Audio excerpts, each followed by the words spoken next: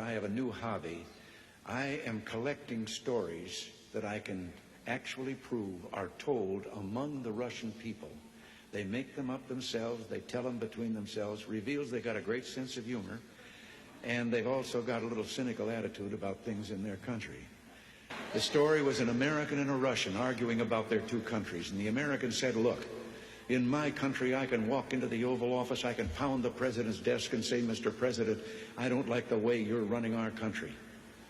And the Russian said, I can do that. The American said, you can? He says, yes. I can go into the Kremlin, to the General Secretary's office, pound his desk and say, Mr. General Secretary, I don't like the way President Reagan's running his country. I didn't tell this one to Gorbachev. You know, there's a 10-year delay in the Soviet Union of delivery of an automobile. And you go through quite a process when you're ready to buy, and then you put up the money in advance. This man, he laid down his money, and then the fellow that was in charge said to him, okay, come back in 10 years and get your car. And he said, morning or afternoon?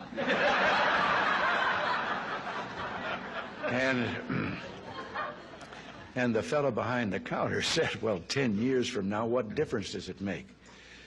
And he said, well, the plumber's coming in the morning. Less than one family out of 7 in the Soviet Union owns an automobile. Most of the automobiles are driven by the bureaucrats.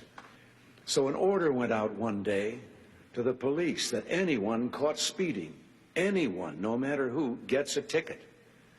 Well, Gorbachev came out of his country home, his dacha. He was late getting to the Kremlin. There was his limousine and driver waiting. He told the driver to get in the back seat, he'd drive, and down the road he went. They passed 2 motorcycle cops. One took out after him. And pretty soon he's back with his buddy, and his buddy says, well, did you give him a ticket? And he said, no. Well, he said, why not? Oh, he said, they're too important. Well, he said, we're told to give anybody a ticket, no matter who it is. Oh, he said, no, this one was too, I could. Well, he said, who was it? He said, I couldn't recognize him. But his driver was Gorbachev. One of the heads of state that I met with on this visit told me the story about the 2 fellows in the Soviet Union who were walking down the street, and the one of them says, have we really achieved full communism? Is this it? Is this now full communism? And the other one said, oh, hell no, things are going to get a lot worse.